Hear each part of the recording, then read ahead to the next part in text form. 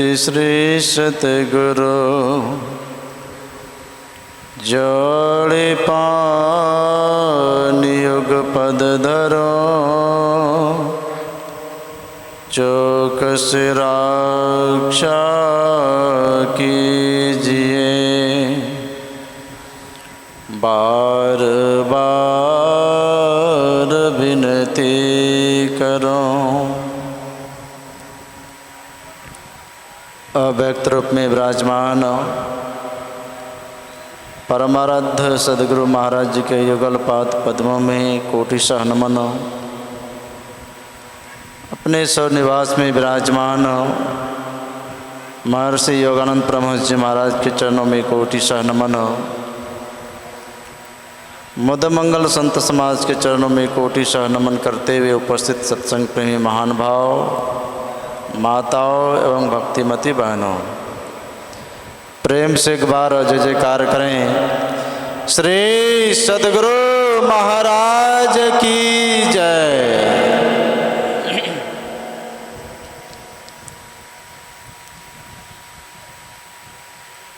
अभी हम लोग रामचरितमानस से भक्ति के संबंध में सुन रहे थे।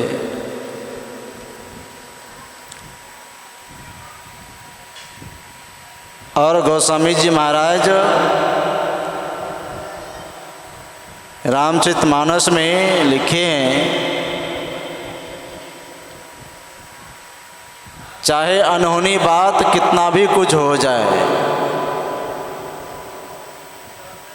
बारी मथे घृत होई भरो सिकता ते भरो तेल।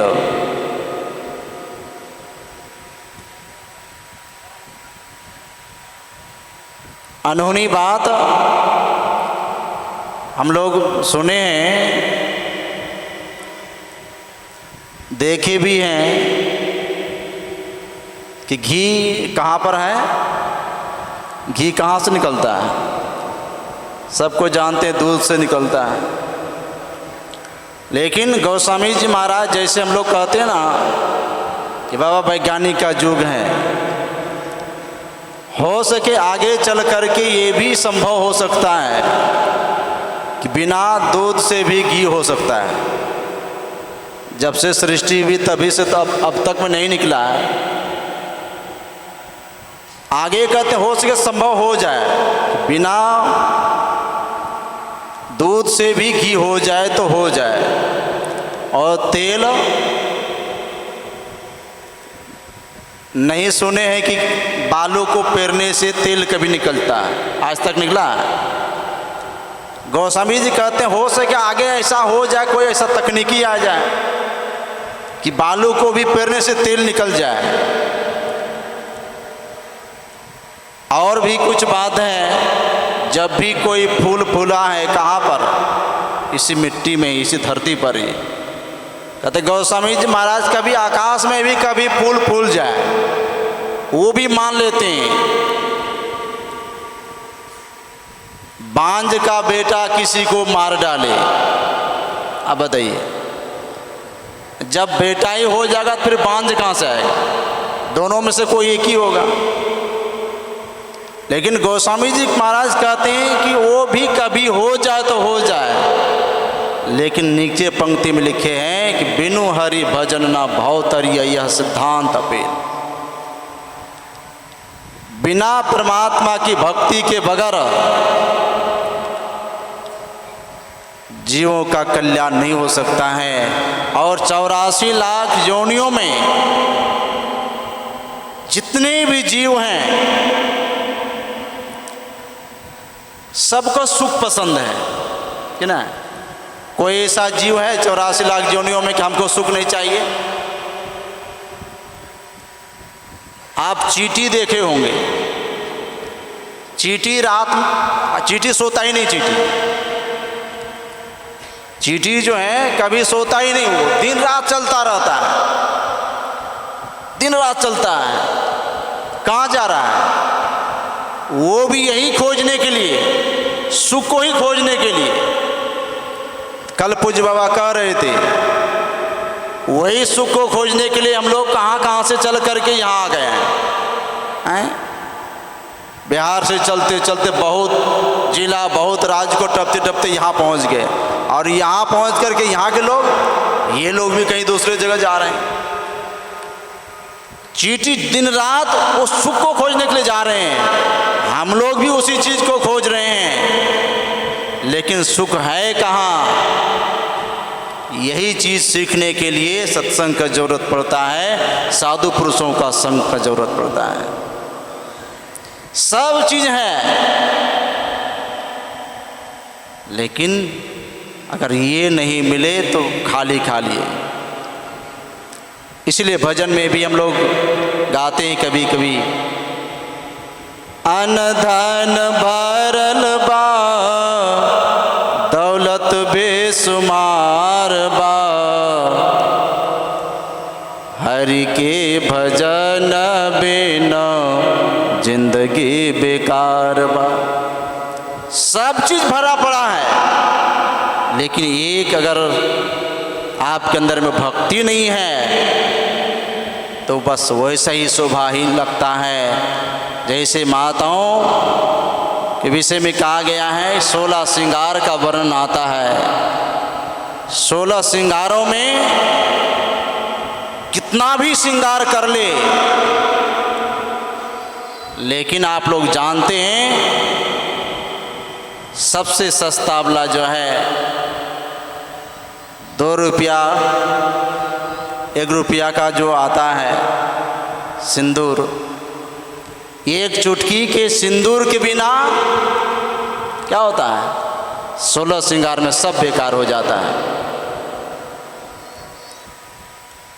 मैं बरेली आया था एक शादी के उपलक्ष्य पर, एक पंजाबी की शादी में लड़की की तरफ से, लड़की की एक सहेली रहती थी देहरादून में, अपनी सहेली को वो बोल रखी थी कि तुम अपने सिंदूर जो है हमारे लिए सिंदूर देहरादून से लेते आना। और इतना उनके शरीर में सोना चांदी जो सजाया था उसके शरीर में, क्योंकि लड़की भी इंजीनियर थी, लड़का भी इंजीनियर था। आज संजोग ऐसा हुआ, लड़की ये तो है कि हम सहेली को बोल दिए सिंदूर लेकर के आएगी देहरादून से, इसलिए लिया ही नहीं था यहाँ। सबको जब मंडप में सब नेक विधि और सब हो रहा है, पूजा पाठ जो भी है, और जब सिंदूरादान का पारी आया, अपना सहेली को कहती है अब निकालो उसको। अब वो भी भूल गई थी वो, जैसे अब ये उसको याद करा रही हैं, अब उसको उसमें उसको याद आया, उसको कहते बहन हम तो लिए ही नहीं, हम तो भूल गए। अब देखिए तो ये कहाँ हुआ? चलो इतना इतना जेवर जेवरात, इतना कीमती कीमती साड़ी है, चलो एक चुटकी सिंदूर ही नहीं है तो क्या हुआ? लेकिन एक चुटकी के बिना सारा कार्यक्रम बंद पड़ा है। वैसे ही सब चीज़ आप व्यवस्था कर लिए हैं, सब चीज़ कर रहे हैं, अगर भक्ति आपके अंदर नहीं है तो वैसे ही शोभाहीन लगता है। और बिना भक्ति के, इसलिए गोस्वामी जी महाराज कहते बिनु गुरु भव निधि तरय ना कोई, जो बिरंच शंकर सम होई। चाहे ब्रह्मा विष्णु महेश के समान न हो जाइए, लेकिन संत सदगुरु की शरण में नहीं गए तो आपका कल्याण होने वाला नहीं है। आज जिनकी भी पूजा हो रही है, उनके इतिहास उल्टा के देखिए, आपको पता चलेगा कि उनके भी जीवन में संत सदगुरु हैं, वो भी अपने जीवन में भक्ति को उतार कर रखें। इसलिए हम लोगों को संत महात्मा याद कराते हैं कि भक्ति करने से क्या होता है और भक्ति कैसे करेंगे। कर तो रहे हैं, लेकिन फिर भी हम लोगों को कल्याण नहीं हो रहा है। इसका माने है कहीं न कहीं हम लोगों को जो है उस भक्ति में बाधा हो रहा है। रावण की तरह भक्त कोई नहीं हुआ, अपना सर काट काट के चढ़ाता था, लेकिन फिर भी कल्याण कहाँ हो पाया। इसीलिए भक्ति का जो बाधक है, गोस्वामी जी महाराज कहते हैं, सभी संत महात्मा कहते हैं भक्ति का जो बाधक है वो क्या है, तो हमारे गुरु महाराज जी कहते हैं प्रथम भक्ति का जो बाधक है, खान पान को प्रथम समारो तब रस रस सब अवगुण मारो। जब तक अपने खान पान को पवित्र नहीं रखेंगे तब तक भक्ति के क्रम में जो है एक डेग भी आगे आप नहीं बढ़ सकते हैं। तो मेरा समय बिल्कुल घड़ी आकर खड़ी हो गई है। श्री सद्गुरु महाराज की जय। बोलिए श्री सद्गुरु महाराज की जय।